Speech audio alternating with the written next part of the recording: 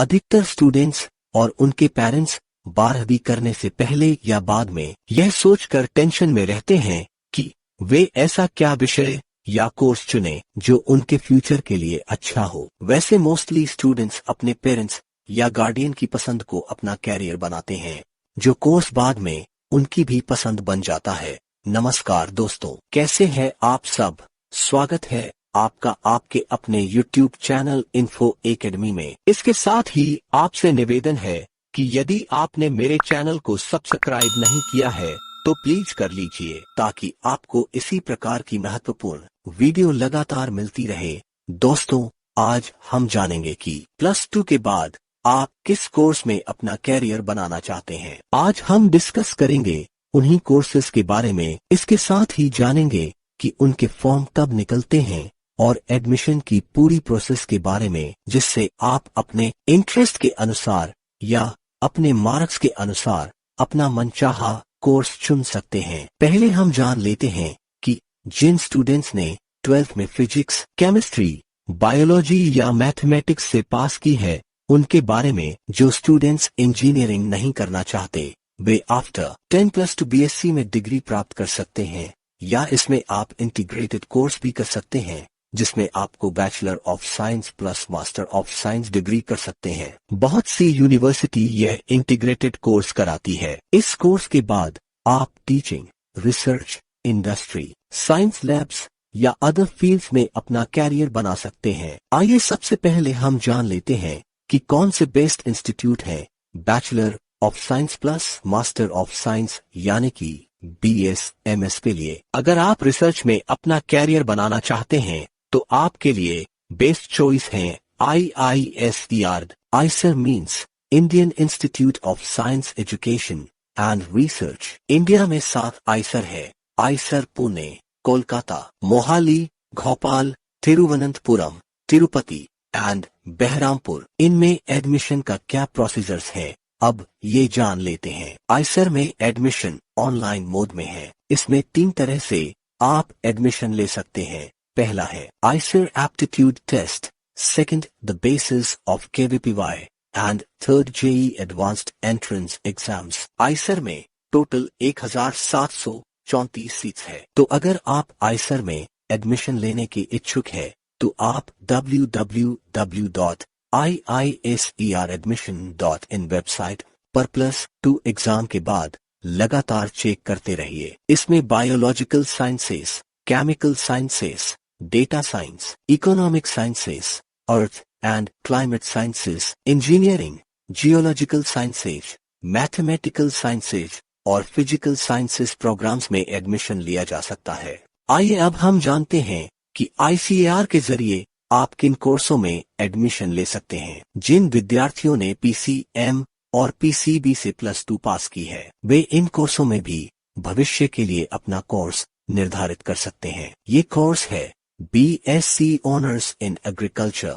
BSc honours horticulture, BSc honours forestry, BSc honours sericulture, BTech agricultural engineering, BTech dairy technology, BTech food technology, BTech biotechnology. वैसे तो प्रत्येक state में 1 या 2 या 3 विश्वविद्यालय यह कोर्स कराते हैं, लेकिन ICAR के एंट्रेंस एग्जाम के थ्रू भी आप एडमिशन ले सकते हैं। इंडिया में ऐसे 75 एग्रीकल्चरल यूनिवर्सिटीज हैं जिसमें आप ICAR के जरिए एडमिशन ले सकते हैं। यह एक नेशनल लेवल की परीक्षा होती है जिसे नेशनल टेस्टिंग एजेंसी यानी कि NTA आयोजित करती है। ICAR AIEEA means Indian council of agricultural research all India entrance examination for admission. इसकी वेबसाइट https://icar.nta.ac.in है। इसमें परीक्षा 2 अलग अलग स्ट्रीम के विद्यार्थियों के हिसाब से होती है। पहली स्ट्रीम फिजिक्स, केमिस्ट्री और बायोलॉजी या agriculture, second stream physics, chemistry और मैथमेटिक्स। अपने +2 के विषयों के आधार पर विद्यार्थी को ऊपर बताए गए स्ट्रीम में से किसी एक स्ट्रीम को चुनकर ICAR AIEA एग्जाम देना होता है। भारत कृषि प्रधान देश है और यहाँ बड़े स्तर पर खेती की जाती है। इसी वजह से यहाँ एग्रीकल्चर साइंस में बेहतरीन करियर विकल्प भी उपलब्ध है। इस क्षेत्र में क्वालिफाइड टेक्नीशियन, रिसर्चर, साइंटिस्ट की बड़ी जरूरत है। अगर एम्प्लॉयमेंट के हिसाब से देखा जाए तो आफ्टर बीएससी इन कोर्सों में बहुत सरकारी और गैर सरकारी बहुत नौकरियां हैं। आइए अब जान लेते हैं अगले कोर्स के बारे में। अगर आप आईआईटी या एनआईटी में पढ़ना चाहते हैं और यदि आपका इंटरेस्ट इंजीनियरिंग में है और आप बैचलर ऑफ इंजीनियरिंग,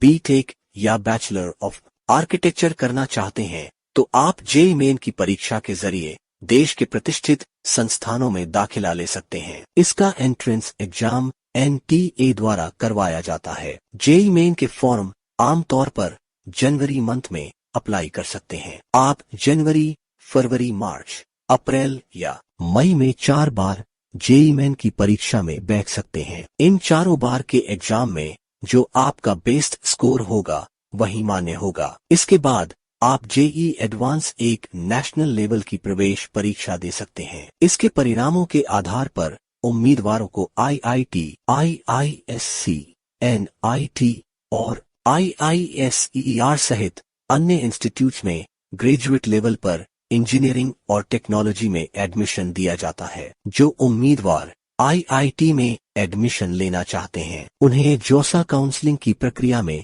हिस्सा लेना होता है। आइए अब जानते हैं और भी कैरियर ऑप्शन के बारे में। आफ्टर 10+2 के बाद डिफेंस सर्विसेज ने कैरियर। यदि आप डिफेंस में जाना चाहते हैं और देश के लिए कुछ करना चाहते हैं तो इसके लिए भी विभिन्न कोर्सेज हैं। तो आप आर्मी, इंडियन नेवी, एयरफोर्स में किसी एक विभाग को चुनकर सरकारी नौकरी प्राप्त कर सकते हैं। डिफेंस में वैसे तो साइंस स्टूडेंट्स के लिए कई ऑप्शन है, लेकिन हम मेनली 3 डिफेंस कैरियर के बारे में बात करेंगे। पहला ऑप्शन है NDA means national defence academy. Second option है 10+2 टेक्निकल एंट्री स्कीम और थर्ड ऑप्शन है Indian navy 10+2 cadet entry scheme.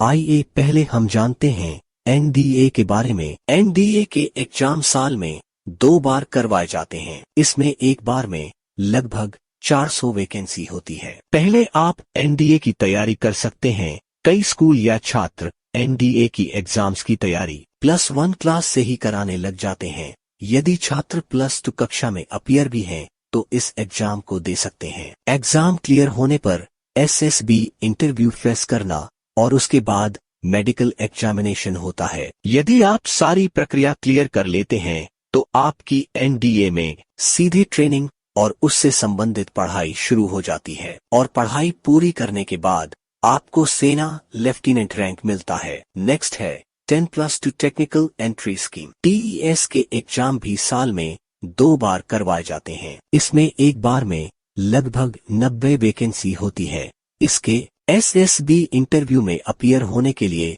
आपको 10+2 के साथ जेईई मेन परीक्षा देनी जरूरी है। इसमें शॉर्टलिस्टेड कैंडिडेट को एसएसबी इंटरव्यू के लिए बुलाया जाता है। एसएसबी इंटरव्यू और मेडिकल जांच के बाद इसमें आपकी ट्रेनिंग शुरू हो जाती है। इसमें आपकी 1 साल की आर्मी ट्रेनिंग और 4 साल की बीटेक करवाई जाती है। कोर्स कंप्लीट होने के बाद आपको लेफ्टिनेंट रैंक मिलता है। और तीसरा ऑप्शन है इंडियन नेवी में +2 कैडेट एंट्री स्कीम। इसके भी साल में 2 बार एग्जाम होते हैं। इसके एसएसबी इंटरव्यू में अपीयर होने के लिए आपको 10+2 के साथ जेईई मेन परीक्षा देनी जरूरी है। इसमें शॉर्टलिस्टेड कैंडिडेट को एसएसबी इंटरव्यू के लिए बुलाया जाता है। एसएसबी इंटरव्यू और मेडिकल जांच के बाद इसमें आपकी ट्रेनिंग शुरू हो जाती है। तो दोस्तों, अगली वीडियो में हम और भी कोर्सेज के बारे में जानेंगे जिन्हें आप अपनी पसंद और अपने मार्क्स के अनुसार उसका चुनाव करके आप आगे की पढ़ाई कर सकते हैं। यदि आप इन कोर्सेज में से किसी के बारे में डिटेल में जानना चाहते हैं तो आप मुझे कमेंट कर दीजिए, मैं उसके ऊपर पूरी वीडियो बना दूंगा। तो दोस्तों, इसके साथ ही अगर इस वीडियो में बताई गई बातें आपको अच्छी लगी तो वीडियो को लाइक कर दीजिए और इसके साथ ही आपसे निवेदन है कि यदि आपने अभी तक मेरे चैनल को सब्सक्राइब नहीं किया है तो प्लीज कर लीजिए। अंत में इस वीडियो को देखने के लिए आपका शुक्रिया। खुश रहिए। जय हिंद, जय भारत।